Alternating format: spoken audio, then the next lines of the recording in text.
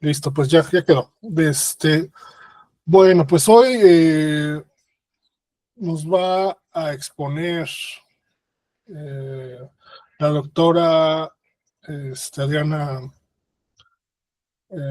Murguía Lores su presentación que lleva el título Injusticias epistémicas y práctica médica. Y bueno, pues te dejo la palabra. Gracias. Para la presentación. Gracias, Néstor. A ver, primero voy a ubicar mi trabajo. Como yo tengo formación de socióloga y en filosofía de la ciencia. Entonces, el trabajo que hago sobre la medicina tiene estos cruces. En el caso específico de este trabajo, es un trabajo que reflexiona sobre las injusticias epistémicas. Ahora, ¿qué son las injusticias epistémicas? ¿De dónde viene este término? Bueno, primero es un término que se ubica en la subdisciplina de la epistemología social. La epistemología social es un desarrollo de las últimas décadas que critica a la epistemología moderna porque esta ha sido durante siglos muy individualista, ¿no? A la hora de pensar el conocimiento, la producción, la justificación del conocimiento, se piensa en términos profundamente individualistas. O sea, si ustedes piensan en las tradiciones más arraigadas, el empirismo, el racionalismo, siempre el sujeto que conoce son individuos, y además adultos, y además hombres, ya sabemos, ¿no? Pero bueno, ese es siempre el caso.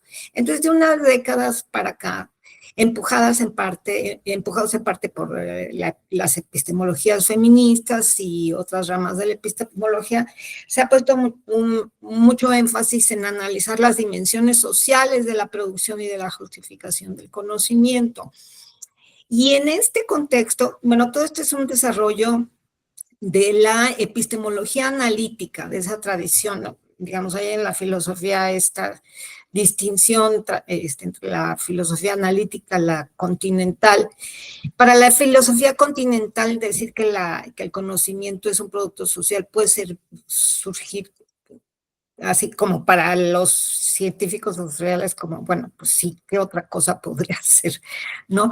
Pero no es el caso de la filosofía analítica, que sí siempre ha seguido estas tradiciones muy individualistas, y entonces en el caso de la filosofía analítica hay dos movimientos. En primer lugar, uno anterior que habla de la naturalización de la filosofía, o sea, dejar de hacer filosofía como una disciplina a priori, sino que se coloque a los sujetos, en este caso a los sujetos de conocimiento, en los contextos en los que, en este caso, conocen, ¿sí? En los contextos naturales en los que llevan a cabo sus procesos, digamos, en este caso los de conocer. Este es por un lado. Y por otro lado, en el caso del problema del conocimiento, quien acuña este término, injusticia epistémica, que es una filósofa británica, parte de una filosofía no ideal. O sea, es decir, ella no parte sus reflexiones no parten de pensar la justicia, sino la injusticia. ¿Por qué? Pues porque las injusticias, si lo que tú quieres ver es el mundo real, en el mundo real las injusticias de todo tipo son ubicuas. Entonces le parece un ejercicio muy útil, aunque no está peleada con pensar. Ella dice que las teorías, o sea, que parten de teorías ideales y teorías no ideales no necesariamente están peleadas. O sea, su reflexión sobre la injusticia no estaría peleada con la construcción de una teoría de la justicia que sería necesariamente ideal. Ella sí parte, dado que le interesa una epistemología naturalizada, de las injusticias epistémicas. Entonces, las injusticias epistémicas se definen precisamente como las injusticias que se cometen contra individuos o grupos en sus en su condición de sujetos epistémicos, o sea, como productores, receptores, reproductores de conocimiento. Entonces, dado que en este contexto de naturalización de la epistemología, pues la epistemología se cruza con cuestiones éticas y de procesos sociopolíticos. Y bueno, en su trabajo inicial, Fricker distingue dos clases de injusticias: las injusticias testimoniales, que son las que ocurren a nivel de la interacción, cuando hay un intercambio testimonial, y las injusticias hermenéuticas, que tienen que ver con la construcción de significados a nivel de las sociedades. O sea, son injusticias necesariamente estructurales. Entonces, en el caso de la medicina, es muy fácil pensar las injusticias testimoniales tienen que ver con digamos, los pacientes, las pacientes y el personal de salud, médicos y enfermeras y demás. Inclusive podríamos pensar personal que está involucrado en las instituciones, ¿no?, que proveen servicios de salud. Y por otro lado, los pacientes que pueden estar en situaciones de vulnerabilidad y demás. O podemos pensar en la biomedicina a nivel de las injusticias hermenéuticas estructurales, cómo se ha priorizado la medicina como la única fuente legítima de conocimiento médico, y otras medicinas tradicionales, alternas, como ustedes quieran, que sean no solo subalternizados, sino muchas veces inclusive descalificado, desaparecido por completo, en términos de que no se afirma muchas veces que no contienen ningún conocimiento que se pueda recuperar, ¿no? Y en ese sentido se borran, digamos, del ámbito de se produce lo que de Sousa diría epistemicidios, muchas veces en términos de las medicinas tradicionales. Entonces, bueno, ahora, hay una cosa muy particular de cómo piensa Miranda Fricker las injusticias testimoniales, que ella las ve muy ligadas a los prejuicios identitarios. Dice, bueno, las injusticias testimoniales se llevan a cabo porque hay prejuicios que tienen que ver con las identidades de las personas, sean identidades de raza, clase, género y demás, que siguen a las personas, ¿no?, en los contextos sociales en los que se desenvuelven, y entonces esto crea injusticias. Esto da lugar a injusticias que hace que pone a las personas en situaciones de desventaja y de vulnerabilidad en muchos contextos sociales. Y efectivamente, pues esto así sucede. O sea, vemos cómo las identidades de género y de clase se llevan, efectivamente, dado que las personas las traen consigo, ¿no?, hacen que se haga un juicio, un prejuicio, un juicio a priori sobre, por ejemplo, en este caso, la competencia de las personas en su calidad de portadoras de conocimiento, o en el caso de los pacientes, en la calidad de su testimonio también, ¿no?, cuando están en una relación médico-paciente o cuidadora-paciente, ¿sí?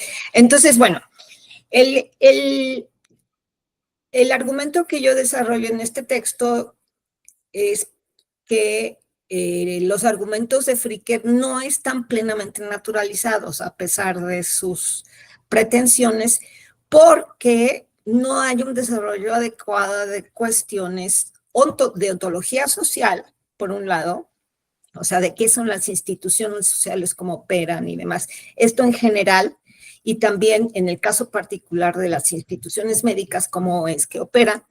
Y por otro lado, porque creo que en la práctica médica lo que ha hecho que se desestime los testimonios de los pacientes no están necesariamente ligados a sus identidades sociales, sin negar que esto se pueda añadir.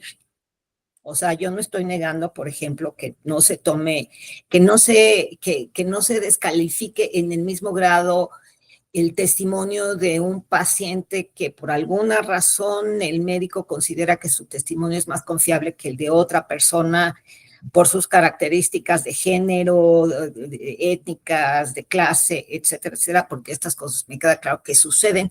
Pero también creo que en la medicina moderna hay otras cosas que tienen que ver con el desarrollo material, sociotécnico e institucional de la disciplina, que están en el núcleo de cómo opera y que entonces no se pueden desarraigar, no se puede desaparecer ejerciendo una virtud, porque la propuesta de Miranda Fricker, dado que es una filósofa del conocimiento, una epistemóloga, hace sus reflexiones sobre el conocimiento en términos de virtudes y vicios epistémicos. Y lo que yo digo es que no podemos reducir estas cuestiones que son recurrentes en la práctica médica a una cuestión de un ejercicio de virtudes, ya sea virtudes individuales. Ella habla de virtudes institucionales. Yo digo que estas no existen. Ya llegaré a por qué afirmo esta cosa. Entonces, sino que hay que más bien centrarse en elementos como, bueno, distinguir bien qué es el poder, la autoridad, por qué digo que no es una cuestión identitaria, cuáles son las condiciones institucionales del ejercicio de la práctica médica. En fin, una serie de cuestiones que simple y sencillamente no están tomadas en cuenta en el trabajo de Fricker y que me llevan a concluir que en última instancia lo que es muy evidente, a ver, en este proceso de la naturalización de la epistemología, los epistemólogos se han acercado mucho, por ejemplo, a las ciencias cognitivas, ¿no? A ver qué hacen las ciencias cognitivas en términos de los procesos cognitivos, ¿no? Que están fundamentalmente involucrados en los procesos del conocer, ¿no? Pero se acerca un poco a las ciencias sociales, cosa que pues no van a poder naturalizar plenamente procesos políticos sociales si no se acercan a las ciencias sociales. Sí, entonces, bueno, esa es la conclusión. Parece como muy obvia, pero no es tan obvia. O sea, no sé, a veces los filósofos no dicen, puede ser un libro de ontología social. No he leído nada de teoría sociológica, pero o sea, sin ningún problema se avientan un libro de ontología social, ignorándolo todo, ¿no? Es muy curioso. Y luego llegan a conclusiones que a los científicos sociales nos parecen así como de, bueno, pues sí, compañero, o sea, claro, bueno, pero en fin, es esta. Bueno, a ver, entonces, a ver, primero, la reflexión empieza con una reflexión que hace la propia Fricker en términos del testimonio. ¿Qué es el testimonio? O sea, y la idea de que la epistemología social ha reivindicado el testimonio como una fuente primaria de conocimiento, como equivalente a la razón, la memoria, los sentidos, ¿no? Todas estas fuentes primarias que las tradiciones del empirismo, del racionalismo, han reconocido como las fuentes indubitables del conocimiento. Bueno, el testimonio durante mucho tiempo se consideró una fuente secundaria. Pero no, lo que han hecho los epistemólogos sociales es decir, no, a ver, el testimonio es una fuente primaria de conocimiento, es irreductible, o sea, inevitablemente dependemos del testimonio de otros para producir nuestro conocimiento, para tener conocimiento, para hacernos de conocimiento, para justificarlo y para reproducirlo, ¿sí? Entonces, en ese sentido, se considera que el testimonio es irreductible y si pensamos en las sociedades contemporáneas, en donde la división del trabajo epistémico es tan profunda y donde los sistemas de expertos, ¿no? Y la confianza en la experticia de los otros es ubicua para convertirse en un agente social competente, pues entonces queda claro que no solo la dependencia epistémica es ineliminable, O sea, la pretensión esta cartesiana de que solo puedes confiar en tu mente, pues esa es falsa. El hecho es que confiamos todo el tiempo en el testimonio de los otros, en ese sentido es ineliminable, pero además es racional. O sea, lo que sería irracional es que yo tratara de estar verificando todo el tiempo el testimonio de los otros, ¿no? O que no confiara en alguien que sé que tiene las acreditaciones para pronunciarse sobre algo y pretendiera yo ir a ver sus fuentes. O sea, eso sería verdaderamente absurdo. O sea, en que en lugar de yo, o sea, no sé, aunque sea una revista, digamos, agarro arqueología mexicana y en lugar de disfrutar el texto y aprender de lo que dice quien lo haya escrito sobre las últimas, me voy o sea, no confío de ese testimonio, sino me voy a yo averiguar. No, eso no es racional. O sea, el hecho es que yo confío que es una revista responsable, que quienes escriben ahí tienen las credenciales, que lo que están diciendo es confiable, y así se reproduce todo, o sea, inevitablemente confiamos del testimonio de los otros, y en el caso de la medicina, pues es muy claro, ¿no? Es muy claro que cuando acudimos a un profesional de la medicina, a una profesional de la medicina, estamos esperando de su testimonio, de su diagnóstico, que nos diga cosas que nosotros no sabemos. ¿Sí? Y lo mejor que nos puede suceder, digamos, es que podemos tener una médica, un médico en quien confiemos, ¿sí? Bueno, entonces, ahora, ¿qué ha pasado con la práctica médica? Sabemos, es evidente, que hay un constante reclamo en la práctica médica contemporánea de cómo el personal médico desestima el testimonio de los pacientes, ¿no? Y bueno, pensemos que independientemente de las cuestiones identitarias a las que me refería yo en un principio, pues sí, efectivamente podemos pensar que el encuentro de una persona enferma y un experto o experta de la medicina, pues ya de por sí implica una cuestión que es inherentemente inequitativa. O sea, por un lado, una persona con un montón de conocimiento experto, y por otro lado, una persona que sufre una dolencia de algún tipo. No sabemos, una carencia, en el sentido de que no sabe qué tiene, de que no se siente bien, de que tiene algún tipo de dolencia física, mental. Entonces, bueno, o sea, ahí la inequidad es inherente. Ahora, la inequidad en sí misma, esta inequidad por lo menos, esta inequidad epistémica en sí misma, no tiene que derivar en una injusticia, ¿sí?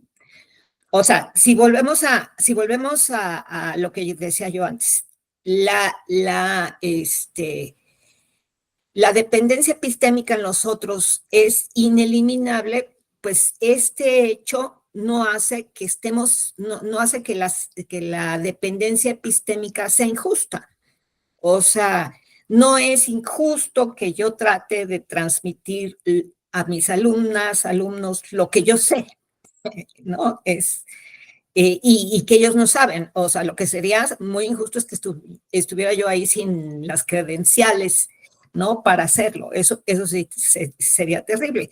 Pero esta inequidad no solo no crea injusticias, sino que sería como muy absurdo pretender decir que no la hay, porque entonces, ¿cuál sería una buena razón para fiarte de lo que te dice, de la autoridad, del médico, de la médica? O sea, de hecho, eso nos pasa a veces. Si no nos produce confianza y tenemos la oportunidad de hacerlo, pues buscamos a otra persona, ¿no? De hecho, o sea, la situación ideal es que nos produzca confianza de tal manera que podamos, por ejemplo, seguir si estamos en condiciones de hacerlo, seguir sus indicaciones, ¿no?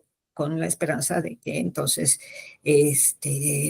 la razón por la que fuimos a la consulta médica pues va a tener un buen resultado, ¿sí? Entonces,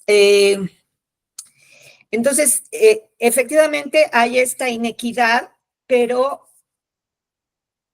el pero que yo le pongo al problema de las injusticias epistémicas tal como las analiza en la práctica médica Miranda Fricker, porque hay que decir que en el momento en el que yo trabajé este texto, que ya tiene como unos 5 años, ella estaba trabajando en un proyecto sobre la práctica médica, sobre las injusticias epistémicas y la práctica médica. Entonces, ella pone una serie de ejemplos de cuando, ¿no? De cómo se produjeron inequidades epistémicas. Habla primero de el caso de Semmelweis y la fiebre puerperal, que a mí me parece muy extraño que lo ponga, porque no es es un caso muy diferente el de Semmelweis a el caso de la relación entre el médico y el paciente, porque Semmelweis estaba, o sea, efectivamente su testimonio, a pesar de que había recogido muchísima evidencia a favor de su hipótesis, no fue creído por sus pares. Era una cuestión de una falta de credibilidad entre pares, que es completamente diferente a la situación entre médico y paciente, que es una situación, como decía hace un momento, inherentemente desigual. No es entre pares, ¿no? Es entre un experto y un lego.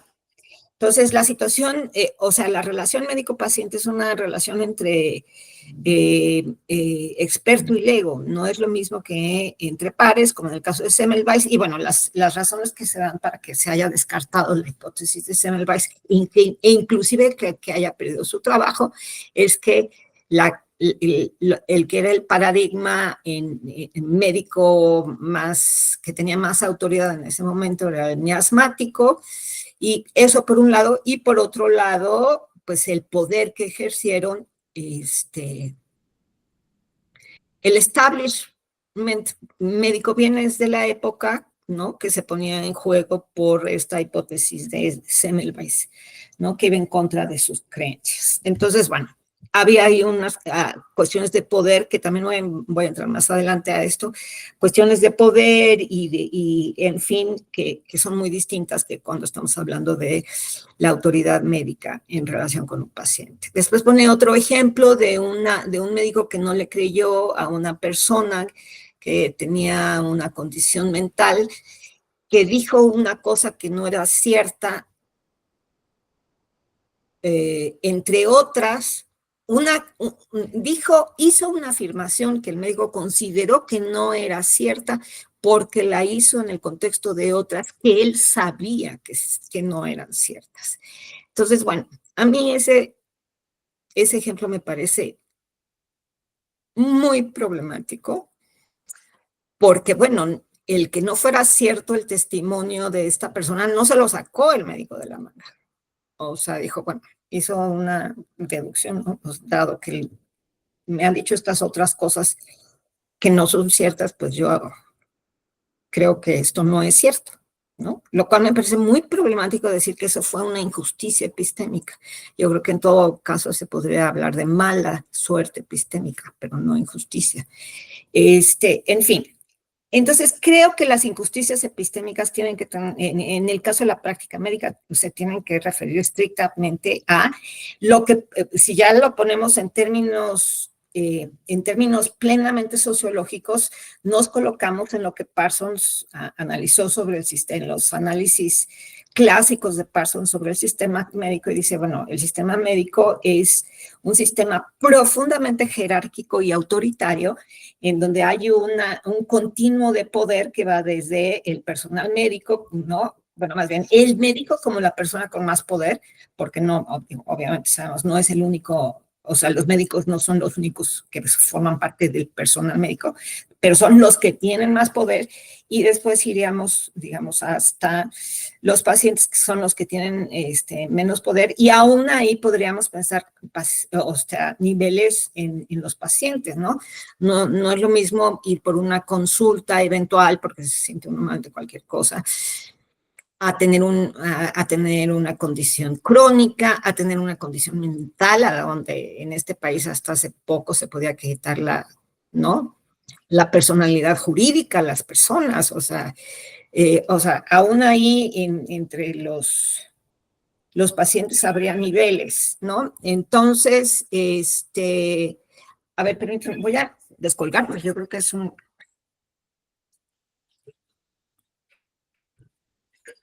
Entonces, sí, ahora, una de las cosas que es muy importante al pensar la institucionalidad médica y que no está considerada para nada, o sea, esto es muy, muy curioso porque los epistemólogos, no todo estoy haciendo una generalización y se ha avanzado, pero se ha avanzado no como yo, como científica social esperaría más, acercarse más a las ciencias sociales, ¿no? Que una característica crucial de la práctica médica es cómo se ha desarrollado la institucionalidad médica de la mano del Estado, de tal manera que la acreditación para el ejercicio de la profesión la emite el Estado, ¿sí? Y si pensamos además en, por ejemplo, los sistemas de salud, pues los sistemas de salud implican una distinción de tal manera que si bien los médicos,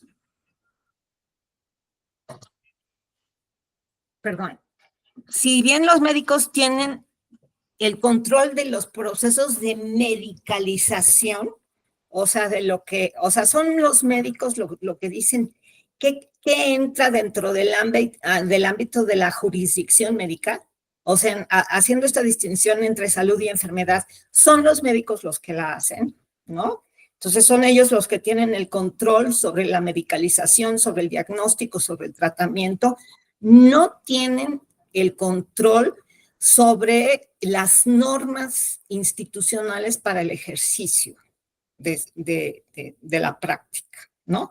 Sobre todo si están en el sector público, pues simplemente si a ti te contrata el IMSS, ¿no? Entonces, bueno, las normas son estas y de ninguna manera tú las estableces, no estableces nada, no estableces el horario, o sea, inclusive, o sea, no estableces si puedes ver, no sé, ver a alguien que está llegando con algo y no lo puedes atender porque la norma es que esto es. Entonces, esto me parece que es una cosa muy importante, ¿no? Y que simple y sencillamente desaparece de la visión si no se tiene una concepción plenamente socializada del ejercicio de la práctica, ¿sí? El reconocer que las normas para la práctica, el control de las normas no la tienen los propios médicos, ¿no? Sino que hay una imbricación ahí, porque la medicina se ha constituido, y bueno, y esto tiene que ver con el desarrollo de las profesiones modernas, en una profesión para la que los estados proveen las certificaciones, las recertificaciones, todo este tipo de cosas que ya sabemos, ¿no? Entonces, y digo, no estoy diciendo que esto está bien o está mal, estoy diciendo simplemente que así es, porque digo, tampoco querríamos estar en manos de personas que no están certificadas, ¿no? O bueno, no sé, yo no. Entonces, esto me parece que es muy importante, porque en el momento en que Miranda Fricker hace su análisis sobre las injusticias epistémicas, se abstrae de todo esto y pareciera que son dos personas que se encuentran, ¿no? Una dando su testimonio, o sea, el paciente que siente cuáles son sus síntomas, que él pasa, y el médico que creyéndole o no creyéndole, desestimando y demás. Entonces, por un lado, creo que está esta cuestión institucional que tendría que incorporarse necesariamente a una visión plenamente naturalizada de la práctica médica. Eso me parece que es muy importante. Por otro lado, está una cuestión que es muy paradójica, muy, muy paradójica, porque a la medicina se le critica mucho porque deshumaniza a las personas, ¿no? Porque convierte a las personas en objetos, prácticamente, ¿no? Y bueno, sin pronunciarme sobre esto, habría que decir que efectivamente el desarrollo sociotécnico de la medicina ha estado acompañado de este proceso, ¿no? Yo pongo una cita en el texto sobre, sobre el estetoscopio, sobre la aparición del estetoscopio en la práctica médica. Entonces le dice, bueno, el autor del libro dice, se llama Medicina Tecnológica, dice, el estetoscopio no es solamente una buena idea, es el inicio del camino en que se dejan de escuchar las palabras de los pacientes para abrirle el camino a todos los sonidos, imágenes y bueno, o sea, ¿qué podríamos decir hoy? ¿No? Secuencias genéticas, etcétera, etcétera, etcétera, de los cuerpos de los pacientes. Entonces, bueno, esta es una realidad. Esta es una realidad que yo creo que, como diría Anthony Giddens, un sociólogo, tiene dos caras, ¿no? El potencial epistémico de estos instrumentos es innegable, ¿no? Tanto así que el acceso al cuidado de la salud se ha convertido en un derecho humano. Ahora, ¿objetiviza a las personas? Sí, sin lugar a dudas. O sea, tú vas no sé, X y te pidió nada más una biometría hemática porque quiere ver X o Y. No importa lo que tú digas, lo que son esos signos a lo que le va a dar jerarquía en la evidencia, ¿no? Entonces, y esto es una paradoja porque, o sea, porque uno podría pensar que la medicina tendría instrumentos cada vez más potentes para conocer a las personas humanas, pero el hecho es que y sí, ¿no? Pero el hecho es que también estos instrumentos sirven para deshumanizarlas y para que se conviertan, para que se desechen los testimonios de las personas. Y la última vuelta de tuerca alrededor de esto es la jerarquía de la evidencia de la medicina basada en evidencia, ¿no? En donde la opinión experta queda ya reducida a eso, a opinión, ya ni siquiera al conocimiento experto. O sea, es el nivel más bajo de evidencia y el nivel más alto son los estudios randomizados, aleatorizados, demás, que, bueno, implican una cantidad de recursos y de conocimiento experto y que además sabemos que están monopolizados por las farmacéuticas. Entonces es un verdadero problema, ¿no? Entonces, bueno, finalmente a lo que yo quiero llevar la discusión es esta.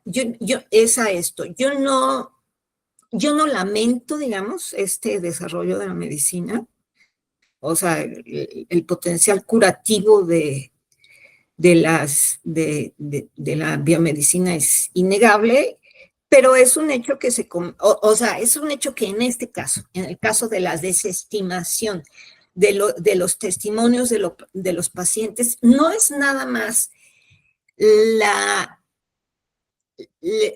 disposición del médico, la médica, a escuchar, aunque reconozco por supuesto que esta siempre tiene un lugar, la que está en juego, sino también todos estos hechos, ¿no? Que tienen que ver con, bueno, tú puedes tener un médico, una médica que sea, digo, aparte de que están todas las construcciones institucionales y que además tiene 15 minutos para verte, o no sé, todas estas cosas, el hecho es que igual y te oye con mucha empatía, pero si las pruebas le arrojan que tu creatinina está por los cielos, tu creatinina está por los cielos, y eso es lo que va a captar.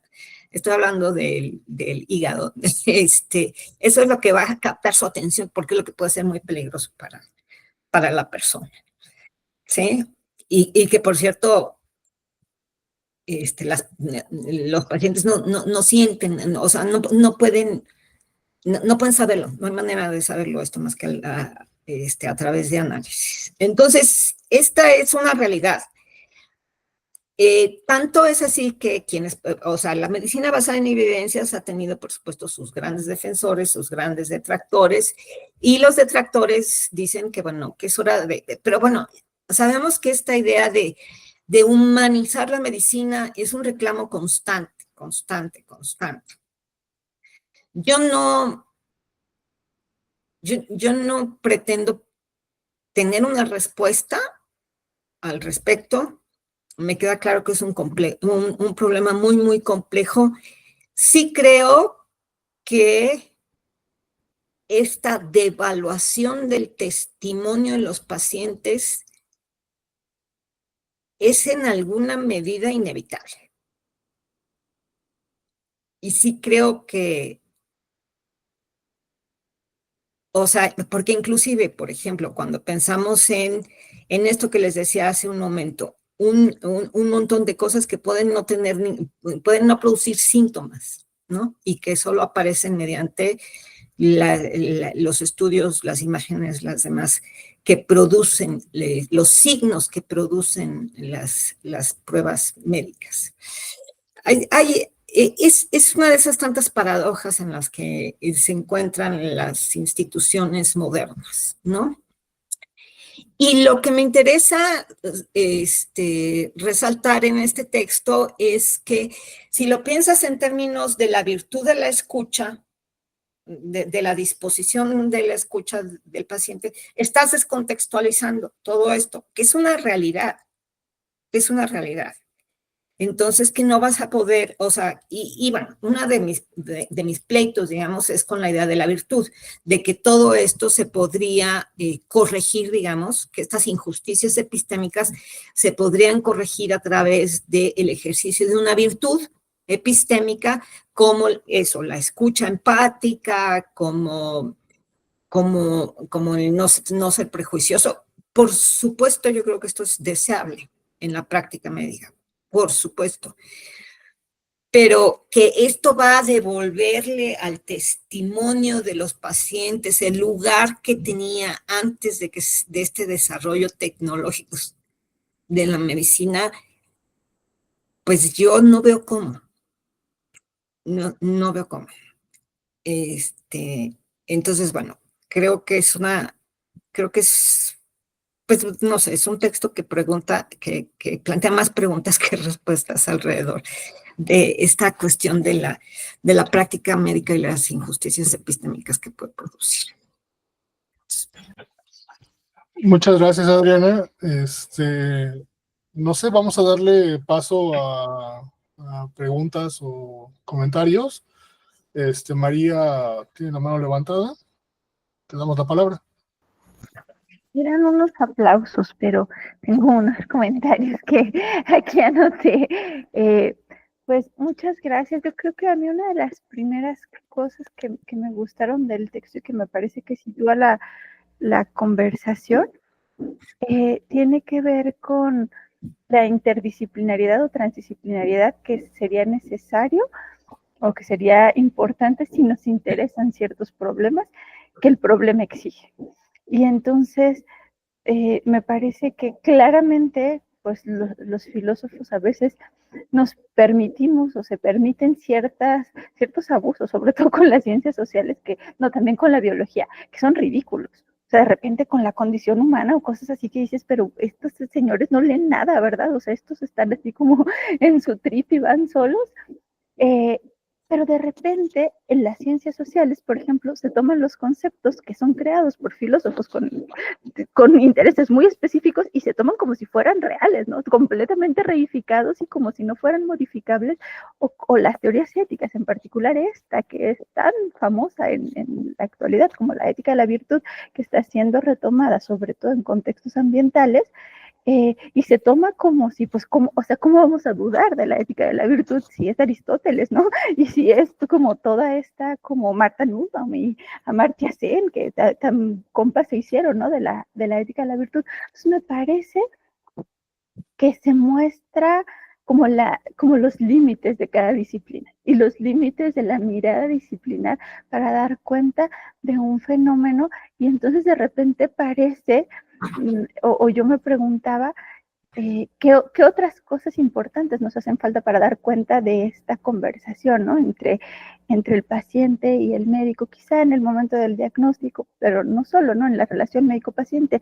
Y a mí al menos me hace falta todavía la dimensión como emocional, que sabemos que juega un papel fundamental para la toma de decisiones de los dos lados, y que está afectada de los dos lados, es decir, esa relación no se da como en una asepsia o neutralidad afectiva.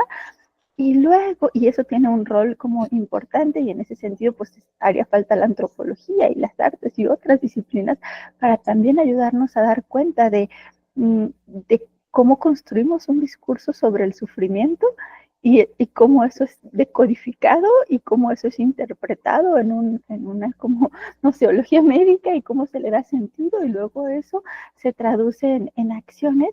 Y entonces me llamaba mucho la atención ahora escuchándote en la importancia tanto para la epistemología como para la ética de la confianza, y de lo problemático que es para la ética y para las ciencias sociales y para la medicina decir que esto puede ser un asunto de confianza. Pero confianza no solo en el médico, sino de repente yo lo veo también al revés, ¿no?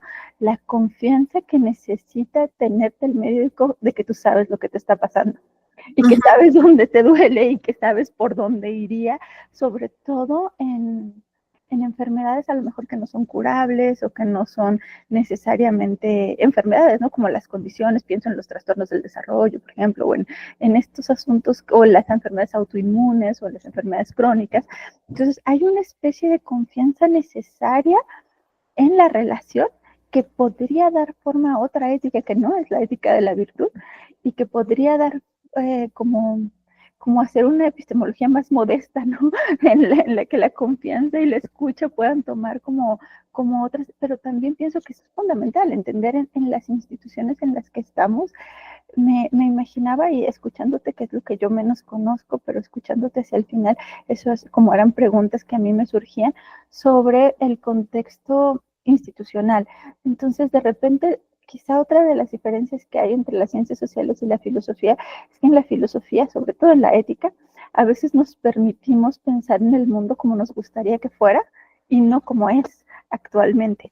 Y eso hace una diferencia de lo que estamos hablando, porque unas están haciendo un asunto sobre cómo debería ser esto, como nos gustaría que fuera, y en el otro está el mundo como es. Y entonces creo que cómo jugar en esta como transformación social, o en estos vías para modificar, no sé si humanizar sea la palabra más afortunada, pero cómo modificar o hacia dónde, como en un juego entre lo que es y lo que tenemos que tomar en cuenta, porque también es como, me parece a veces está pues muy arrogante y muy grosero, ¿no? Como no darnos cuenta que sí hay un montón de estudios que sí nos dicen un montón de cosas sobre la realidad, y también esta posición que es lo que le criticaban mucho a Bourdieu y a la sociología en general, en el sentido de cómo se describe muy bien, pero entonces hay un determinismo que paraliza la acción, ¿no? Y entonces cómo salir de ahí y para dónde ir, y entonces cómo cambiar las cosas. Entonces pensaba por ahí. Y otra cosa que también me preguntaba sobre estas relaciones, de repente al final, cuando se habla sobre la salud y el Estado, yo decía, es que seguimos de repente imaginándonos en las teorías y sobre todo en la salud pública, el Estado como si fuéramos los países coloniales y los países europeos. Pero ¿y qué pasaría si cuando hablamos del Estado hablamos de nuestro Estado? Y del Estado en un país en el que ni siquiera el derecho a la vida se garantiza. Entonces, ¿qué más da el derecho a la salud o el derecho a cualquier otra cosa, ¿no? O a la educación. Entonces, ¿qué pasaría si hiciésemos una salud pública y un análisis no para las instituciones de ellos, sino para nuestras instituciones y en ese mismo como tropicalización de nuestras realidades, pensaba entonces las relaciones también interculturales. Y entonces en estos otros sistemas pues hermenéuticos para no solo para enfrentar el diagnóstico, construir y vivir sufrimiento, sino también terapéuticas, ¿no? Y entonces para otros países pueden salirse o excusarse de esa pregunta que para nosotras pues debería estar más en el centro, ¿no? Y por ahí esas eran como las reflexiones que yo tenía leyéndote y escuchándote. Muchas gracias. Sí, gracias. No, a mí lo que dices de la interdisciplina me parece fundamental, sobre todo porque, bueno, cuando se habla de esto, ¿no? En este caso, de naturalizar la epistemología, o sea, que significa ver a los sujetos de conocimiento realmente en los contextos en que producen los conocimientos, pues eso tiene que ver relaciones sociales, instituciones y demás. Y no se hace plenamente, o se está haciendo apenas, ¿no? De tal manera que, bueno, pues este concepto pues ya es todo un campo de estudio y ya hay muchas cosas que se van efectivamente a los contextos particulares de muchas áreas. La salud ha sido una privilegiada, pero también de la impartición de justicia, de cuestiones de género. O sea, me parece que es un camino abierto y es interesante. Y respecto a esto que dices, bueno, el argumento de Fricker es precisamente ese, partir de una teoría no ideal. A mí no me interesa desarrollar una teoría de la justicia. Quiero más bien reflexionar por qué se cometen las injusticias, cuáles son las condiciones de las injusticias, porque lo que es ubicuo en la sociedad es la injusticia, ¿no? Entonces, bueno, por ahí, eso también es como muy enganchador para nosotros. Ahora, en relación a la medicina y el Estado, bueno, sí, sin lugar a dudas, el camino ha sido el mismo. O sea, la construcción, en el sentido de que la construcción de la medicina y el Estado en México han ido de la mano. Y en el sentido de que quien provee las certificaciones para el ejercicio de la práctica es el Estado. Y quien construye un sistema de salud es el Estado. Ya sea público o privado, ¿no? Porque también en el ámbito privado, pues quienes ofrecen los permisos para que se ejerza y demás, es el Estado. En ese sentido, digamos, no es que tuviéramos que hacer repensar por completo. En todo caso, pues pensaríamos que aquí se cometen todavía más injusticias, porque serían como más acusadas, yo creo, las cuestiones. Yo aquí, o sea, el argumento que hago en el texto es, a ver, aparte de las cuestiones de identidad y de género y eso que ella señala, de las cuestiones identitarias, están todas estas cosas relacionadas con cómo se construye el conocimiento médico y quién tiene las normas del ejercicio de la práctica, ¿no? Pero en nuestro país, por ejemplo, podríamos pensar añadir además las cuestiones identitarias, o sea, que se ejerce racismo, cuestiones de género y demás en las instituciones médicas, además de todo lo demás. Entonces se vuelve todavía más agudo, digamos, ¿no? En todo caso. Y bueno, ya si hablamos de las carencias y demás, o sea, son realmente, o sea, es una situación crítica, ¿no? Ahora, en torno a la relación entre la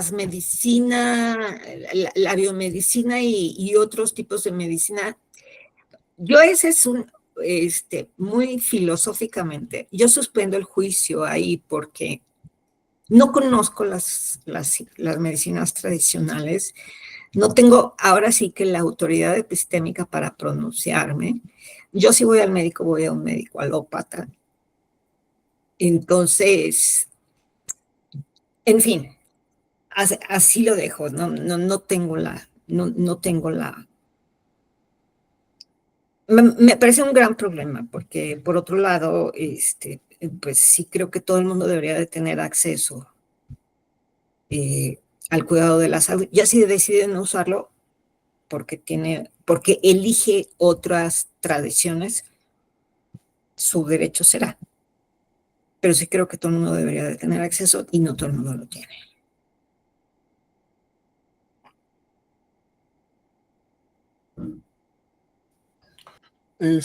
No sé si alguien quiera hacer algún otro comentario o tenga alguna pregunta. Jesús, por favor. Gracias. Pues muchas gracias a Adriana por compartirnos el texto. Me parece muy interesante y además se está vinculando con muchas cosas que yo estoy haciendo ahora en el doctorado, entonces me cayó así en un muy buen momento. Entonces una de las cosas que más me gustó fue esta distinción que haces entre decir, oigan, pues no basta con reconocer que la injusticia epistémica pues implica dinámicas de poder, de autoridad y de influencia, sino que se pueden separar, ¿no? Y al principio, cuando mencionas eso al inicio, digo, separar el poder, la autoridad y la influencia, pues obviamente están relacionadas, ¿no? Y dije, pues va a ser una separación así como muy teórica que no va a servir para mucho, pero ya cuando lo haces dije, no manches, sí sirve para mucho. Oye, ¿sí? pero no lo hago yo, Jesús. Ah, Es muy importante, sí. ok. Lo hacen unos politólogos, ahora sí que con una autoridad epistémica así Ah, gigantesca. ok. Ah, bueno, pues a mí me pareció que lo habías hecho tú y que era muy útil, ¿no? Porque entonces permite decir, pues sí, a veces los médicos pues tienen la autoridad, pero no tienen el poder, ¿no?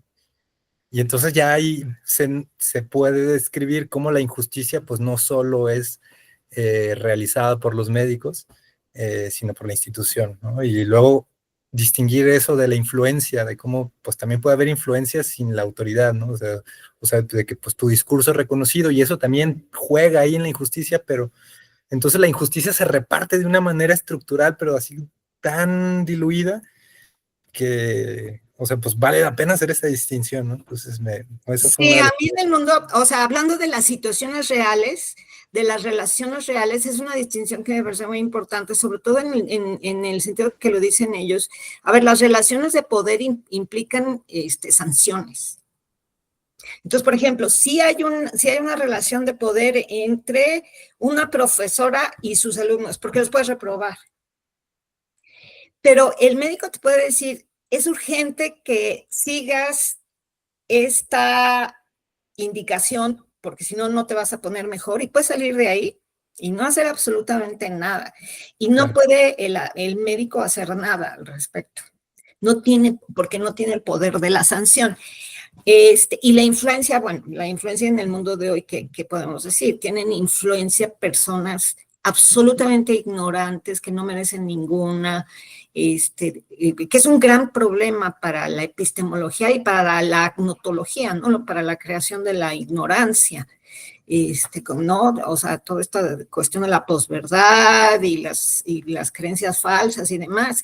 O sea, digo, y hay hasta un nombre, ¿no? Un título, digamos, influencers, que un influencer, ¿quién es? Es alguien a quien le dan muchos clics, ¿qué está diciendo? ¿Y con qué autoridad? ¿Quién sabe? A lo mejor son puras mentiras y no tienen más que influencia, pero puede tener muchísima influencia, lo cual es, o sea, es terrible. Pero sí creo que es una distinción en ese sentido interesante y sobre todo sobre la práctica médica, porque los médicos tienen muchísima autoridad.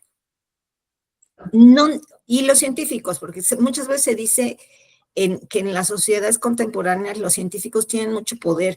No, los científicos no tienen poder. Vean a todos los científicos del clima y diciendo, por favor, háganos caso, por favor. Encadenándose a veces en las puertas de las instituciones. Nos estamos suicidando, ¿no? Y los que tienen el poder son los políticos. Claro. ¿No? Sí, es una distinción muy importante. Y, o sea, a mí me sorprendió porque dije, no, pues claro, están relacionadas, es poder en las tres, y no, pues claro, esa distinción nos permite ver dónde está la responsabilidad, quién sí puede tomar las decisiones, en qué medida influye el médico o en qué medida influye el científico. Y entonces eso me llevó luego a pensar en esto que dices sobre, pues, cómo se puede hacer un equilibrio entre el ejercicio este de decir, bueno, yo me voy a poner a dudar de todo y entonces no tengo confianza en nadie y tengo que yo ser como Descartes y ponerme a construir el mundo, que sería ridículo y bien lo dijiste, pues es imposible, no puedes, no se puede psíquicamente estar dudando de todo. Pero al mismo tiempo, en una sociedad en la que tenemos estos influencers y esta crisis de la verdad, parece que es una competencia muy valiosa el poder ser crítico, el poder dudar y el poder decir, a ver, pues esta persona quizá no merece la autoridad.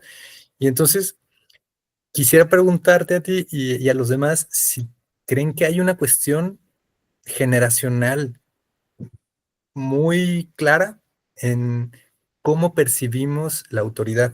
Yo tengo la hipótesis, no la he pensado mucho, de que mi generación, frente a la generación de mis padres, tiene una percepción muy distinta de la autoridad, más bien del reconocimiento de las instituciones y de las personas que son consideradas como autoridades académicas o gubernamentales.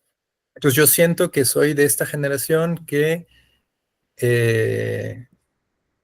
pues a la que las instituciones le han fallado más sistemáticamente, ¿no? O sea, mis padres vivieron esta circunstancia en la que decían, bueno, pues con que trabajes hasta los 60 años vas a tener los beneficios, ¿no? Y entonces las instituciones sí te sirven.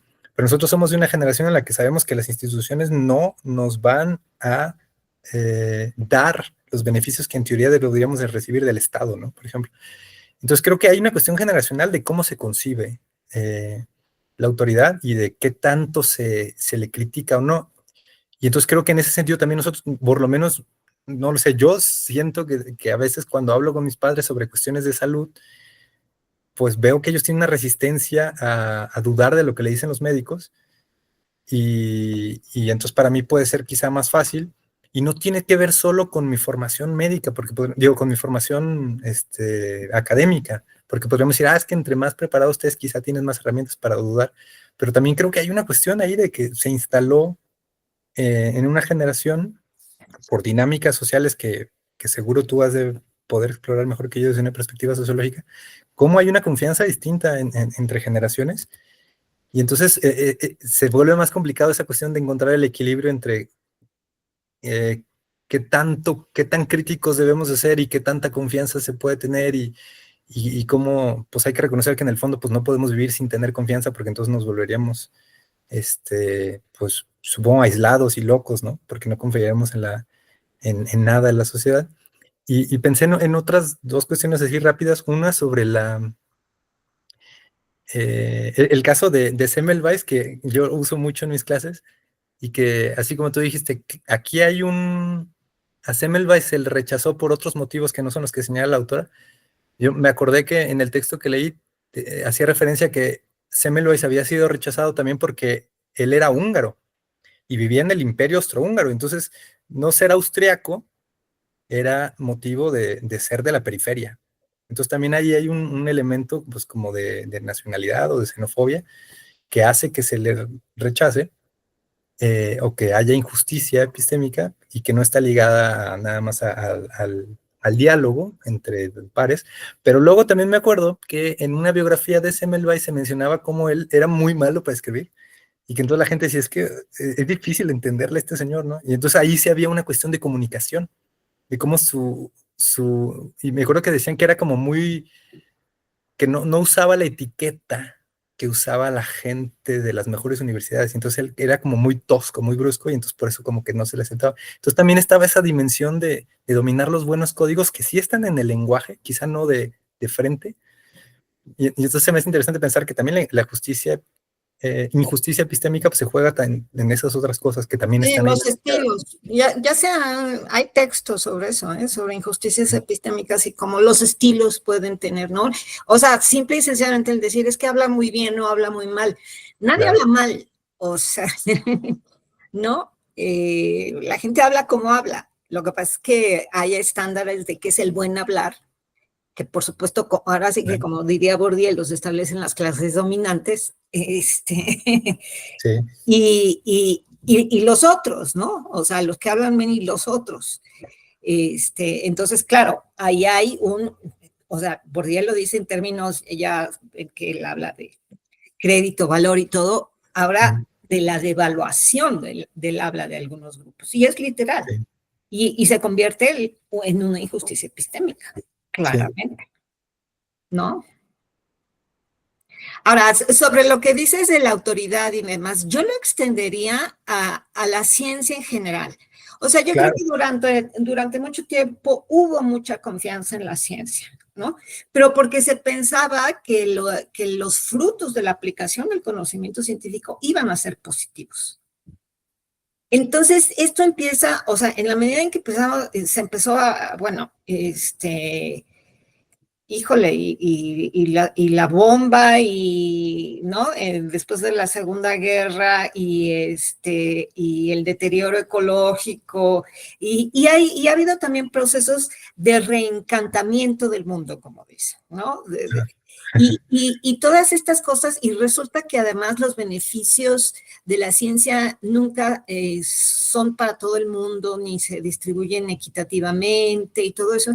Entonces se va creando un desencanto muy fuerte frente a la ciencia en general, ¿no? Y la medicina participa de esto, y la medicina también, porque hay, por buenas razones, la idea, por ejemplo, que además es una idea que tiene buenos fundamentos, en el sentido de que mucha de la investigación farmacológica se hace por farmacéuticas que lo único que les interesa es ganar dinero, y en fin, una serie de cosas, de una serie de desconfianzas, ¿no? De lo que quieren los médicos es ganar dinero, y tener prestigio.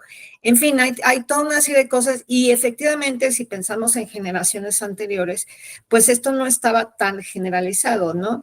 El problema es que, como bien dices, aparte de esta sana, no sé si desconfianza, pero por lo menos decir, a ver, precaución en el sentido de si voy a ir con este médico es por esta y esta y esta buena razón, ¿no? Que puede ser tan sencilla como el testimonio de una amigo, ¿no? Que no, pues yo te recomiendo a él, a ella, se pasa una hora contigo, es muy receptiva, no tiene prisa por sacarte del consultorio, en fin, ¿no? Una serie de cosas. Esos son indicadores, dirían, de lo que es un buen informante, ¿no? O sea, de alguien que tiene esta disposición y demás. Pero bueno, la medicina está envuelta en esta desconfianza, claro. ¿no? Su relación con las demandas médicas, los abusos, su relación con intereses económicos, en fin, todas estas cosas, pero al mismo tiempo está el reclamo de un montón de grupos por acceso al cuidado. O sea, Sí. que esto tiene que ver con lo que decía yo, ¿no? Con que la medicina tiene estas dos, es como Jano, ¿no? Que veas hacia los dos lados. Porque sí, estos defectos, digamos, de la medicina están ahí, pero sus beneficios tampoco se pueden negar, de tal manera que mucha gente lucha por el acceso, y se convierte en un medio de construcción de ciudadanía, ¿no? Entonces, las dos cosas conviven, digamos. Lo que pasa es que también creo que tenemos que reconocer que el mundo moderno es, como decía un sociólogo, Luhmann, cuando le preguntan, bueno, pero ¿y qué? Oiga, ya díganos, o sea, ¿las sociedades modernas son mejores o peores? Y él dice, son mejores y peores, son más complejas. Entonces, caben estas cosas, ¿no? Cabe esta desconfianza por la medicina, sí, pero yo quiero acceso. Ahí está, pero también hay muchos grupos luchando por el acceso, ¿no? Porque es un bien, es un derecho humano ya, o sea, con toda la Claro. carga simbólica que esto implica. Sí, por eso pensaba que cuando al final nos hiciste esta pregunta, o más bien esta afirmación de decir, es que parece que es inevitable que pues se pierda esta atención hacia el testimonio de las personas, de los pacientes, Entonces me sorprendió porque dije, yo no lo había pensado así, porque quizá lo podemos pensar como desde esta perspectiva de decir, bueno, sí y no, ¿no? O sea, sí, si lo vemos desde arriba, de que pues si seguimos con esta tendencia de encontrar tecnologías más elaboradas para tener más marcadores biomédicos, pues sí, pues ahí se va a perder, ¿no? Y si seguimos poniendo este énfasis en cambios institucionales que le quiten al médico también el poder de decir, pues sí, pero quizás si lo vemos desde el otro lado, desde los pacientes, pues creo que se puede, no sé si recuperar cosas que estaban en el pasado y no sé si el objetivo sería regresar al pasado, pero sí creo, por ejemplo, me acuerdo de una clase que tuve cuando hablábamos de eutanasia en la que decía la profesora que las personas que deciden tomar que deciden poner fin a su vida y que lo tienen que hacer en países como Suiza, donde un médico tiene que acompañarlos, eh, pues se sienten mejor cuando el médico es una persona que está cerca de ellos. Entonces, ahí hay un elemento que parecería muy simple, pero que es muy importante. Entonces, no es lo mismo la comunicación entre un médico y un paciente que se conocen de años a un médico y un paciente Claro. en la Ciudad de México, en la que pues, nunca te toca el mismo, aunque vayas a la misma clínica, ¿no? Y entonces la cercanía puede hacer que la injusticia epistémica suceda mucho menos, ¿no? Porque de alguna manera hay menos opacidad entre las dos personas Sí. y se No, conocen. además también creo, respecto a lo que decía María, que a ver, dejar de pensar en los pacientes como fuente de evidencia y pensar, por ejemplo, o sea, nunca vas a, o sea, pensar más en su experiencia, en su emoción, cómo está viviendo lo que le está pasando. Uh-huh. No tanto si qué dice de cómo, o sea, no de 1 a 10, cuál es su, o sea, no, ¿cómo estás? ¿Cómo te sientes? Oye, ya, o sea, los signos ahí están, los resultados ahí están y los médicos tienen que guiarse por eso. Pero la otra parte sería la experiencia, la cosa más vivencial, fenomenológica, emocional, ¿no? De la relación. Claro. Yo creo que iría por ahí, porque digo, o sea, una combinación de de las dos cosas, ¿no? De la exactitud que te puede dar toda esta tecnología, que para bien ahí está y ojalá todos tuviéramos acceso, y la otra parte, ¿no? De la experiencia y la emoción. Ahora, está el problema institucional, sobre todo en las instituciones de la salud pública, ¿no? Y no en este país nada más, porque en el texto de Fricker, que ya está trabajando en Inglaterra, dice lo mismo, dice exactamente lo mismo, que como el médico no tiene tiempo, entonces, no. Y bueno, en todos los sistemas públicos están saturados, no tienen condiciones. A lo mejor no es tan extremo como aquí, pero pues, se padecen cosas. Muchas gracias, Jesús. Aitza, porfa. Ay, pues muchas gracias a todas, todos por la conversación y Adriana por compartirnos. Y creo que tu texto hace algo que nos hace muchísima falta, que es cuestionar profundamente las teorías en boga, ¿no? Porque efectivamente en ciencias sociales de repente agarramos como estos conceptos como paradigmas y ya, ¿no? O sea, empezamos a trabajar desde ahí. Creo que el rollo de la injusticia epistémica está proliferando, ¿no? Como un referente que no necesariamente está siendo cuestionado en términos de qué es lo que ya se ha hecho, ¿no? Que creo que te escucho y hay también como pues de pronto un hartazgo, ¿no? Desde cuándo estamos como la sociología, la antropología estudiando los procesos que tienen que ver con lo médico y es pues nada más estar dándole vueltas, ¿no? O sea, y justificando nuevos paradigmas que de nuevo robustezcan academias particulares, ¿no? Entonces, ahí creo que comparto eso y me parece muy pertinente el empezar a escribir sobre esto otro que se ve desde otro lugar, ¿no? En este lugar que es epistémico, desde la sociología, pero también geográfico, en lo que se refiere a, pues, al sistema de salud en México. Me queda como la duda de entonces, de quitar un poco la sofisticación intelectual de los conceptos, ¿no? Que entonces ahora le llamamos injusticia epistémica o violencias institucionales y demás, ¿no? Y hay como una tendencia de decir que todo tiene que ver con las identidades, ¿no? Y por eso en este momento hay como toda esta crítica regresiva hacia todas esas políticas que estuvieron orientadas a atender a la diversidad desde esta atención a la identidad o a la diferencia, ¿no? Pero que al final no estaban cuestionando pues los sistemas de dominación, ¿no? Las relaciones de poder que tienen que ver con que pues el sistema médico opere como opere. A mí me parece contundente lo que dices, o sea, pues esto así es. O sea, así es, y aquí está la evidencia de que vamos para ese camino.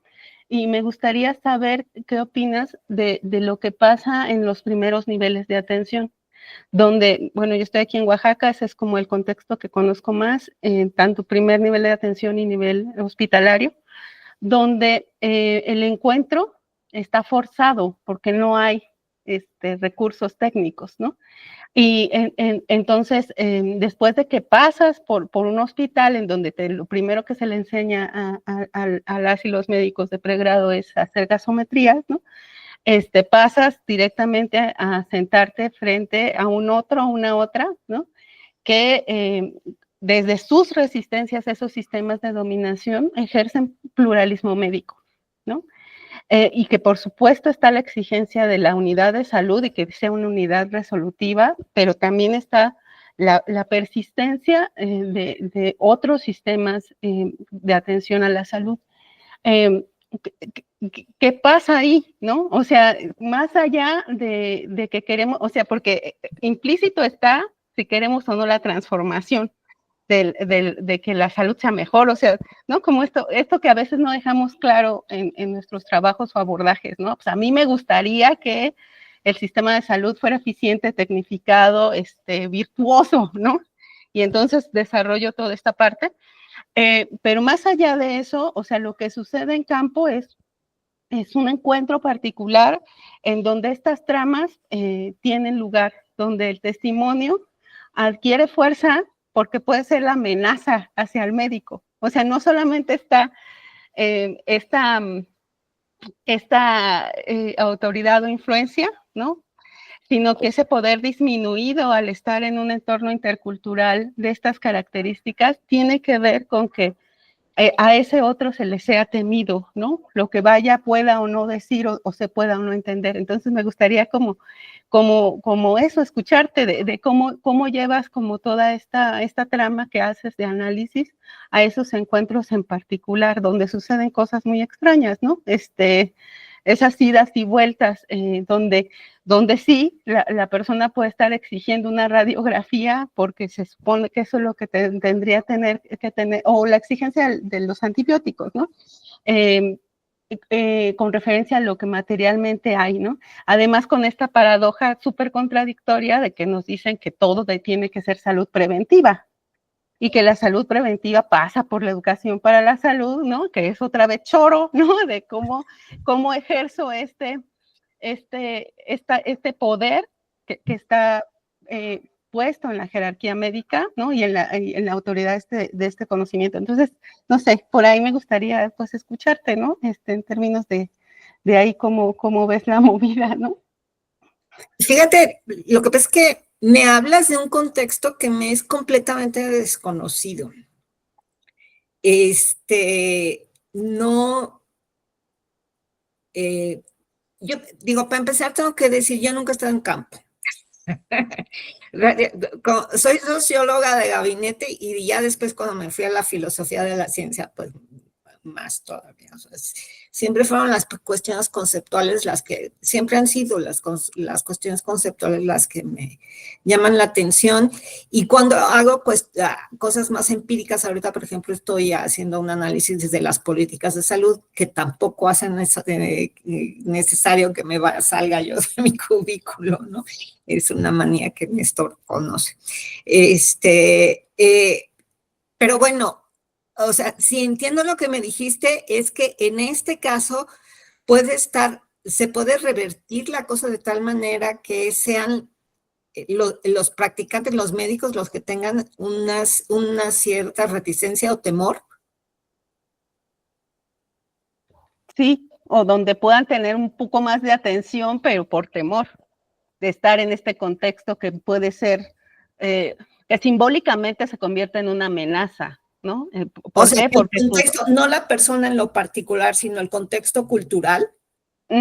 Sí, porque finalmente, y creo que es a donde va tu texto, o sea, el gremio está educándose para esa medicina tecnificada, en donde tú no tienes que tocar al paciente, sino analizar bien los resultados del laboratorio. Pero sigue habiendo como una buena cantidad del sistema público de salud está volcando esfuerzos al primer nivel de atención en salud, ¿no? Que está en comunidades, pueblos originarios y en zonas rurales, en donde hay un énfasis exagerado en que tienen que hacer promoción y educación para la salud, ¿no? Y donde se afianzan como estos temores hacia temores clasistas y racistas sobre ese otro que es una amenaza, ¿no? Porque no es civilizado, porque no sabe, ¿no? Porque además me puede poner en riesgo porque yo aquí no estoy con esos colegas que me pueden maltratar, pero con los que comparto esa institucionalidad en donde me aprendí a más o menos a acomodar, ¿no? Y ahí digamos que los testimonios o la presencia cobra fuerza, una fuerza, o sea, no, por supuesto que no revierte el sistema de dominación, lo que hace es que se complejice, dijeras tú, ¿no? Claro. Y pensando y llevándolo al tema de las políticas, yo soy politóloga de licenciatura, entonces entiendo cómo al final las políticas públicas pues están traducidas en presupuesto y hay una gran cantidad del presupuesto que sigue justificando como la atención primaria a la salud y la salud preventiva, ¿no? Y que se quiere que ahí se hagan magias para evitar gastar en lo otro que no se tiene la posibilidad de gastar. Entonces, esto es un poco como meter eso en la fórmula, ¿no? De lo que tú empiezas a discutir, a ver qué pasa con eso, ¿no? O sea, para ver qué otras preguntas se nos plantean. Sí, está súper interesante. Yo lo que te diría es que por lo menos, o sea, una de las virtudes que tiene sí, yo estoy de acuerdo contigo, en el sentido de que ahora se utiliza con una libertad, ¿no? Y todo el mundo habla de injusticias epistémicas y a veces te das cuenta que no saben ni de qué están, o sea, que ni viene al caso, viene, pero bueno. Una de las virtudes que tiene es que ya se convirtió en todo un campo, es que ya cada vez más se acerca a casos explícitos, no explícitos, a casos concretos, a estudios de caso. Entonces, con este andamiaje conceptual, que además es como un árbol, ¿no? Porque Miranda Fricker puso como, digamos, el tronco y han salido ramas en discusión con ella y con otros autores y ya hay un montón de ramificaciones y demás. Y hay también producción en español. Y muchas de estas metiéndose ya a fenómenos concretos, dicen, bueno, a ver, yo quiero analizar qué pasa en este caso, en esta clínica, en esta sentencia, ¿no? En el caso del derecho, ¿qué pasa con este currículum? ¿Qué pasa en cuestiones de educación, ¿no? ¿Qué pasa ahí y se ponen a prueba, por decirlo de alguna manera, los conceptos. Y eso es muy interesante. Y ahora, una cosa que sí se ha dicho es que, bueno, ella Miranda Fricker planteó en un principio que la injusticia siempre epistémica era en un sentido, ¿no? Del oyente al hablante. O sea, el oyente le da una credibilidad inmerecida, ya sea deficitaria o o más de la que se merece, digamos, a el testimonio de alguien, ¿no? Pero ya se ha propuesto que también va del otro lado, que el oyente puede también crear cuando no tiene razones, por ejemplo, para no darle autoridad, en este caso al médico, ¿no? Y sin embargo no se lo da, o en fin, todo el tipo de cosas que, o sea, lo que quiero decir aquí es que puede ser de los dos lados. La injusticia la pueden cometer ya sea del lado del oyente o del hablante, en cualquiera de los dos sentidos. Y eso lo abre mucho más a situaciones complejas como estas, por ejemplo, en donde hay procesos de interculturalidad, donde sí las oportunidades para que se cometan injusticias epistémicas, tanto testimoniales como hermenéuticas, ¿no? En el sentido, por ejemplo, de lo que decía yo, ¿no? De desacreditar tradiciones de atención a las enfermedades diferentes, ¿no? O sea, desacreditarlas por completo. O sea, no corregir, porque yo creo que no tiene ningún mérito caer en el relativismo. Hay creencias falsas que hay que corregir, ¿no? En algunos sistemas médicos tradicionales, ¿no? Un caso muy concreto es cuando se decía que a los niños había que hacerles así para que la mollera y no sé qué, bueno, o sea, le podían causar un daño a los bebés terrible. O sea, esta es mi postura. Esa es una creencia falsa que tenía que desecharse, pues, ¿no? Porque estaba en juego el daño a un bebé. Hay otras cosas que no tienen este estatuto de creencias falsas, son otras formas de relacionarse, de acercarse, que inclusive muchas veces no se pueden llamar curaciones en el sentido en que nosotros lo pensamos, ¿no? Como que va a desaparecer la enfermedad, sino que tienen otras cosas. En fin, toda una serie de cosas. Y sin lugar a dudas la medicina, la biomedicina en ese sentido ha sido muy arrogante, como la ciencia en general, ¿no? Es decir, la verdad la tenemos nosotros y todos los demás viven en el error, ¿no? Y eso es muy delicado, y es muy delicado para la práctica médica en un contexto multicultural como el de en muchos contextos multiculturales como los de nuestro país, ¿no? Porque entonces sí, las oportunidades para la comisión de injusticias epistémicas se multiplican, ¿no? O sea, están ahí todo el tiempo, ¿no? Muchas gracias. Tengo un punto más, a ver si da tiempo, es para todos, ¿no? No sé si en esta diferenciación entre enfermar y padecer, ¿no? Les hace sentido, ¿no? Que ahora más bien se esté privatizando, ¿no? Quién puede realmente atender sus padecimientos, ¿no? En este sentido amplio en donde la escucha es relevante, ¿no? Pienso en lo que pasa en la partería que está siendo comprada, ¿no? Por ciertos sectores de la población que pueden acceder a esa partería, ¿no? O incluso al bien morir, ¿no? A ese bien morir que se ofrece en otros países, ¿no? En donde sí la escucha, el diálogo es importante porque va orientado a ese padecer en términos más amplios, ¿no? Pero pues ahí lo dejo también como un hilo que me quedó de lo que tejieron en diálogo. Muchas gracias. Muchas gracias, Aitza. Pues digo, voy también a dar como algunas observaciones, intentando como vincular algunos puntos que mencionaron ahorita. Digo, en primera instancia me pareció como un texto muy sugerente y interesante en el sentido de que partes de la paradoja, ¿no? O sea, esta idea con la que terminas tu exposición y que está en el texto de esta paradoja entre, ¿cómo se llama? Entre la necesidad de una especie de privilegio epistemológico y por otro lado la objetivización y la deshumanización de la medicina.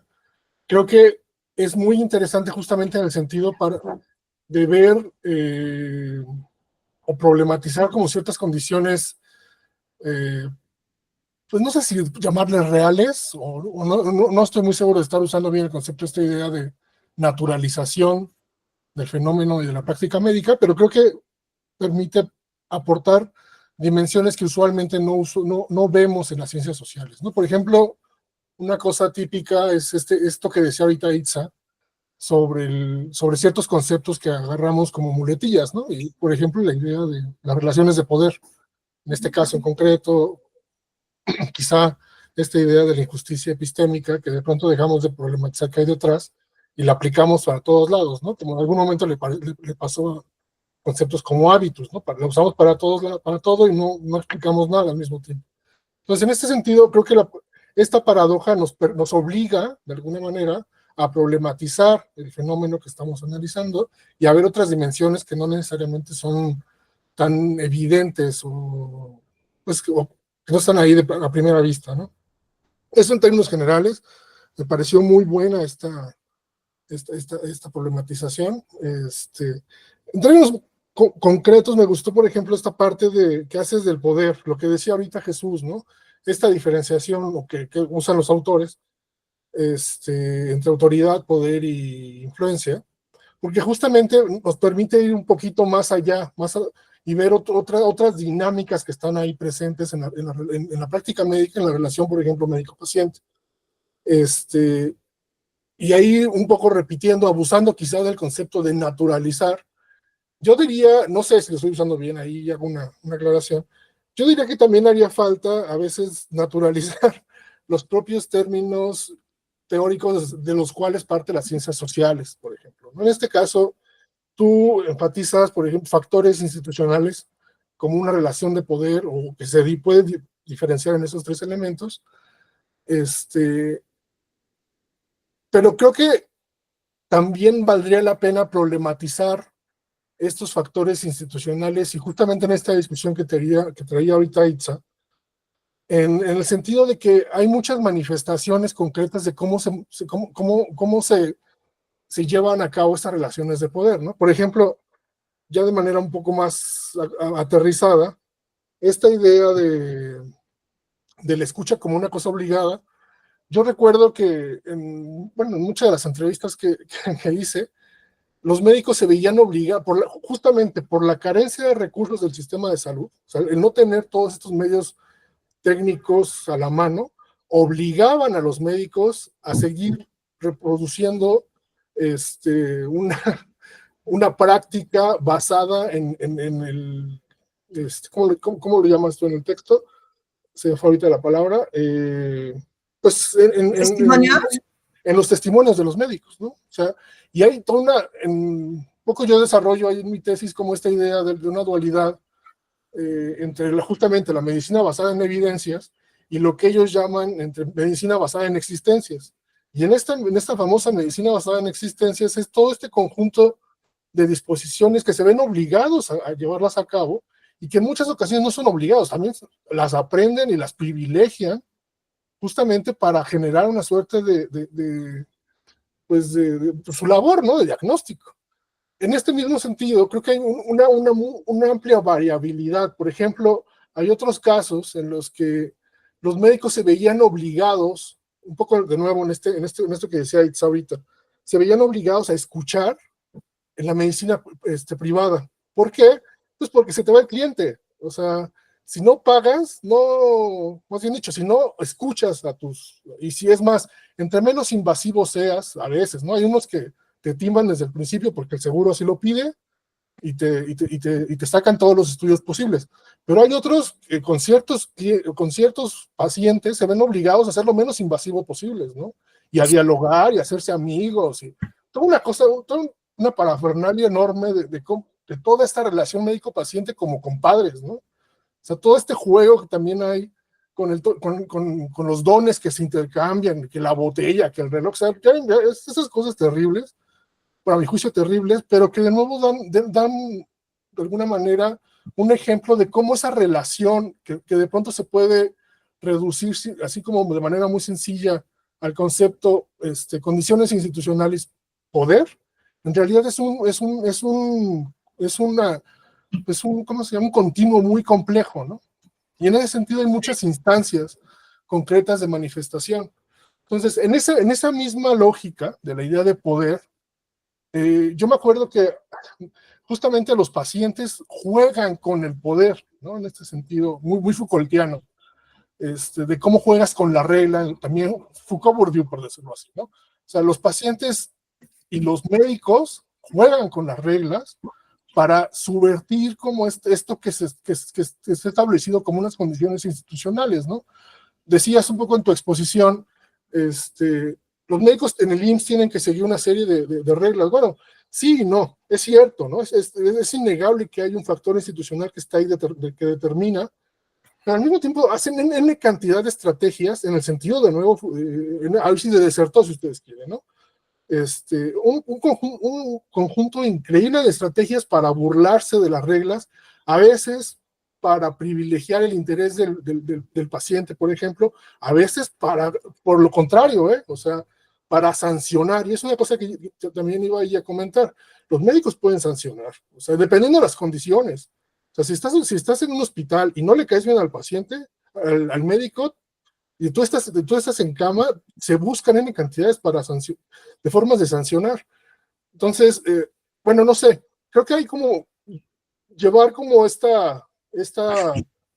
buscar como las formas más concretas y situadas de esta relación conceptual, creo que podría aportar mucho y enriquecer el concepto. Decías también, por ejemplo, esta idea de las injusticias epistémicas entre pares. O sea, entiendo el argumento que dices, pero al mismo tiempo yo vería de nuevo, relaciones de poder o desigualdad entre las diferentes especialidades. O sea, cómo surgen las especialidades y las relaciones que se establecen ahí tienen mucho que ver con esta cuestión de quién reconoce a quién le saca la lengua al otro, ese tipo de cosas, ¿no? Sí, o sea, claro. En fin, o sea, creo que ahí también hay como ciertas jerarquías y ciertas disputas por el poder, que son las que en ocasiones animan a la creación de nuevas especialidades, ¿no? O sea, es que yo quiero tener mi ala en el instituto, pues me creo una subespecialidad súper rara y le saco a todos mis amigos de la Secretaría de Salud y le meto ahí para generar mi programa de trabajo, de investigación, yo qué sé. Bueno, entonces creo que hay creo que sientas unas muy buenas coordenadas para problematizar pues lo fáctico, por decirlo así, Sí, no, y de ahí se puede desarrollar más cosas, ¿no? sí, me parece de lo más interesante. Ahora, si te das cuenta, esto que estás diciendo, yo no conocía esto de la medicina experiencial frente a la medicina basada en evidencias. Es una burla de ellos, ¿no? O sea, Es una burla. no, ellos lo llaman así en el sentido común, pero Ajá. no deja de ser cierto, y una cosa Ya, pero institucionalizada. complementa o sea, no contradice mi argumento, No. sino lo complementa. Y los médicos que no tienen acceso a estos ensamblajes sociotécnicos, pues tienen que seguir confiando en el testimonio de los pacientes, porque lo que tienen es eso. O sea, con todas las carencias que esto puede significar, porque ¿cómo puedes armar un diagnóstico sin algún tipo de prueba, dependiendo, no, o sea, sí me parece de lo más difícil, pero no, o sea, digamos, ahora, esto de las normas es de lo más interesante, porque nos lleva a una cuestión de la filosofía de la acción y de las teorías de la acción crucial. ¿Cuál es la relación entre las normas y la conducta? No es una relación causal, las normas no causan la conducta, es una relación interpretativa, las normas se negocian, ¿no? Las normas se interpretan, se negocian, se retuercen, se estiran, se jalonean, o sea, eso es una realidad, ¿no? También dependerá del marco institucional que tanto permite esto, ¿no? O inclusive podríamos pensar, no sé, regímenes políticos en donde esta interpretación de las normas es mucho más laxa que en otros, en fin, son muchos los factores, pero creo que tienes toda la razón. O sea, no se puede pensar que hay normas y y eso dicta la conducta, sino que, o sea, como diría Wittgenstein, las normas no tienen la norma de su propia aplicación, sino que las normas se interpretan y a veces se interpretan de unas maneras que parece que... Ahora, cuando dices los médicos sí sancionas, a ver, no está dentro del rol del médico sancionar. O sea, o sea, en principio. O sea, cuando tú dices, a ver, ¿cuál es el rol del médico? Pues hace esto, esto. ¿Dentro del rol del médico está sancionar al paciente? No. O sea, lo que pasa es que sí pasan cosas así increíbles, ¿no? O sea, por eso hay programas, ¿no? Que se basan en las escuelas de médicos, en donde se cometen, y eso que no se meten a cuestiones del acoso sexual y eso, ¿no? Porque, bueno, pero en donde está reconocido que es esta cosa tan increíblemente jerárquica, abusiva, y los residentes son los receptores de toda clase de abusos y en fin, ¿no? Ahora, ya de plano sancionar a un paciente es saltarse todo. No estoy, hay un pie de página en el texto, porque una compañera que ahora es filósofa, pero que es de origen médica, me dijo, por supuesto que los médicos sancionan a los pacientes, y estaba hablando del sistema mexicano de salud, pero hay que reconocer, yo creo que va en el sentido muy de esto que tú lo dices, bueno, idealmente el rol del médico no contempla esto, a diferencia, por ejemplo, del profesor. El profesor sí está completamente, a lo mejor en algunas escuelas no, o sea, no hay calificaciones, en fin, en fin, todo una serie de cosas. Pero en las escuelas tradicionales los profesores te pueden reprobar, ¿no? O sea, sí está contemplada como parte del rol una evaluación del desempeño. No, o sea, en cambio la idea de que un médico le inflinja alguna causa de daño al paciente va en contra de todo el principio del rol. Ahora, sí podría ser un pie para la reflexión, ¿no? O sea, se supone que los médicos ejercen autoridad más no poder, por eso, porque no implica sanción. Pero los médicos sí ejercen sanciones. Y entonces eso ya abre yo creo que eso abre la posibilidad de pensar empíricamente, ¿no? Cómo a pesar de que no está contemplado como parte del rol, puede suceder. Sí, ¿No? de acuerdo. Digo, igual de ahí un poco una solución sería replantear lo que se entiende por el rol del médico, ¿no? Híjole, a mí se me hace muy difícil que en algún momento entre la sanción como una parte ¿no? A menos de, sí se reconoce, por ejemplo, es que es muy interesante, o sea, por ejemplo, que la educación médica es increíblemente autoritaria y jerárquica, siempre se ha reconocido, siempre. Ahora, no solo es autoritaria y jerárquica, es abusiva, que ya entre, ¿no? Se cometen toda clase de abusos, entre ellos las cuestiones, la discriminación y los abusos de género. Eso ya no está en ningún lado, ni podría estar, digamos, ¿no? O sea, puede estar empíricamente, pues, pero no puede estar en ninguna, cuando dices tú, repensar el rol del médico, pues nunca podría entrar esta parte de, bueno, y pues, son unos autoritarios abusivos con los residentes, pues eso está muy difícil, ¿no? Claro. Bueno, pues era parte como de estos juegos teóricos que se pueden hacer, pero digo, no sé si tengan alguna otra observación, comentario, pregunta que quieran realizar. Ahí les ponía en el chat eso de la medicina basada en narrativas. Ahí en España, como aquí hay un desarrollo y hay un textito ahí de Victoria Fernández donde más o menos lo explora. Entonces, por ahí se los dejo para tenerlo como referencia. Gracias. Muchas gracias. Yo quería comentar algo de la primera vez que escuché esto de la medicina basada en evidencias, que fue hace mucho tiempo y que me pareció así como muy chocante, porque dije, pues, ¿cuál medicina no está basada en evidencias, no? Entonces, ¿por qué ese énfasis?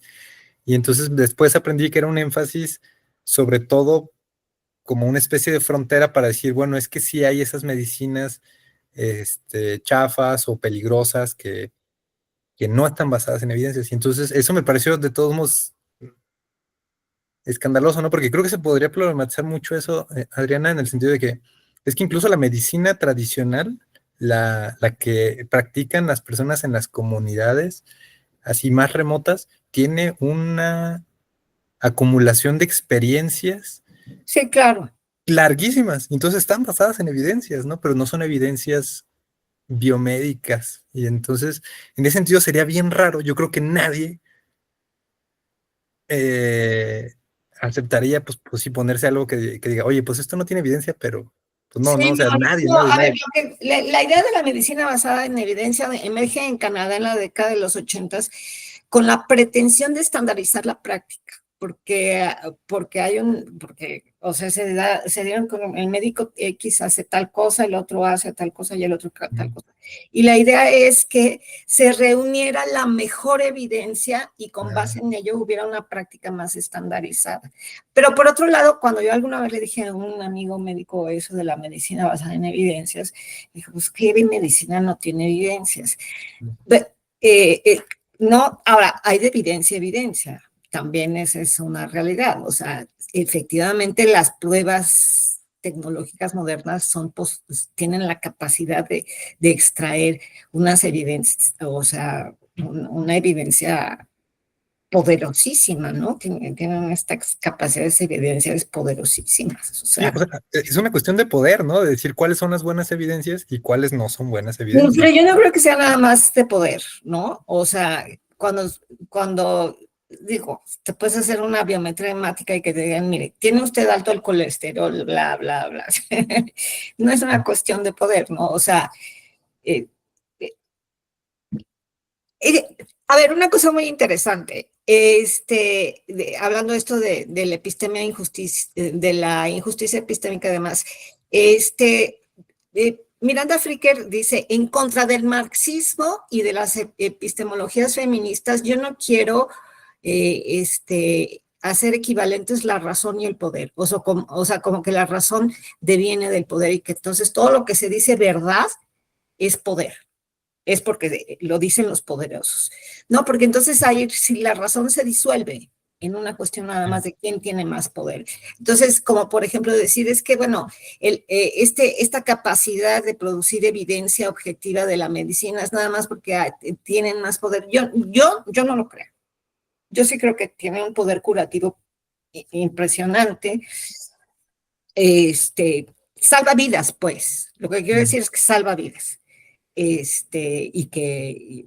Ojalá todo el mundo tuviera acceso a las vacunas y a los antibióticos y a un parto humanizado, medicalizado si hace falta, en fin, no creo que sea nada más una cuestión de poder, creo que hay Yo una... creo que es una cuestión epistémica como más amplia que a lo mejor bastaría como otra sesión, porque por ejemplo yo trabajé en el programa Actores Sociales de la Flora Medicinal en México y reducir la epistemología de los otros saberes a algo menos racional y poner No, la no. racionalidad o la racionalidad como eurocéntrica, como la línea o como la frontera que hay que cumplir para hacer evidencia, pues hace otro tipo de injusticia epistémica, ¿no? Como en otra escala. Pero creo que la cuestión es más compleja porque implicaría entonces, por ejemplo, considerar que la mayoría, yo a lo que me refería con el Estado mexicano también era un poco a la ausencia de servicios de salud para la mayoría de la población,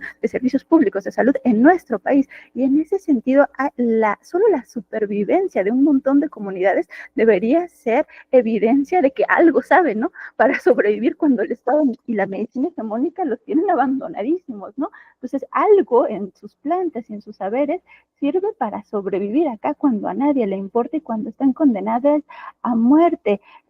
Pero sí creo que la cuestión para hablar de asuntos epistemológicos habría que hacer como detallar un poco las epistemologías otras de manera que podamos como imaginarnos qué sería una evidencia, qué sería una medicina o qué sería la otra medicina, que sin usar el modelo de la medicina biohegemónica como la regla con la que medimos. Pero yo creo que es muy interesante y quizá debería como hacer incluso una sesión entera.